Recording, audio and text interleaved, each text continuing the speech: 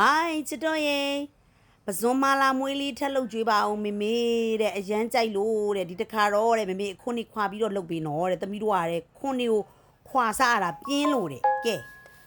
ဘဝငါအဲ့ဒါနဲ့ပဇွန်ဂျားပဇွန်လေးတွေတွေ့လာတာနဲ့ဝဲလာတယ်အထိတ်ကလေးတွေကိုညှက်လိုက်မယ်ပေါ့နော်ခေါင်းလေးမှာလည်းစီလေးပါတော့နှက်မျောတယ်ပဇွန်လေးကိုဒီလိုမျိုးအကုန်လုံးအခွန်ခွာလိုက်ပါတယ်ပြီးရင်ကြောက်ခွဲလိုက်ပါမယ်ဒီတခါတော့ခေါင်းလေးတွေပါထည့်ချက်မယ်နော်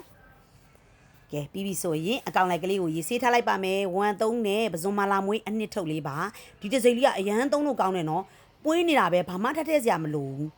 ကဲပဇွန်လေးကိုတော့စက်သားမုံနဲ့စားလေးနဲ့အရသာလေးနေထားလိုက်ပါတယ်ပြီးရင်တော့ကိုတဲမဲအိုးလေးတွေကိုထည့်စီလေးနည်းနည်းလေးထည့်ပြီးတော့ပဇွန်လေးကိုမှုင်းနေအောင်ဒီအရင်ကြော်လိုက်ပါမယ်လုံးဝရေမထည့်ပါဘူးနော်ပဇွန်ကထွက်တဲ့ရေလေးနဲ့ပဲကြော်လိုက်ပါမယ်ပဇွန်လေးကကွေးပြီးအရောင်ပြောင်းပြီဆိုရင်တော့အနှစ်ထုတ်လေးကိုဖောက်ပြီးတော့ထည့်လိုက်ပါမယ်ဘာမှထက်ထည့်စရာမလိုဘူးနော်ဒီအနှစ်ကလေအရသာအရန်ရှိတာအရန်လဲမွေးတာကနန်းလေးကိုလည်းဒီလိုမျိုးချက်စားပင်လယ်စာလေးတွေကိုချက်စားမယ်ဆိုရင်အရန်ကိုကောင်းတဲ့အနှစ်ထုတ်လေးနော်ကဲဝမ်ငါဆူဆူလေးစားမှဖြစ်တဲ့အတွက်ရေလေးနည်းနည်းလေးထည့်လိုက်ပါတယ်